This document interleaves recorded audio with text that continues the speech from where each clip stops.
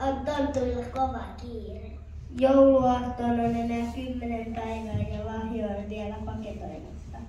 Joulupukki on saanut lapsilta paljon kirjeitä eri maista, joissa lapset toivat lahjaksi nalleja.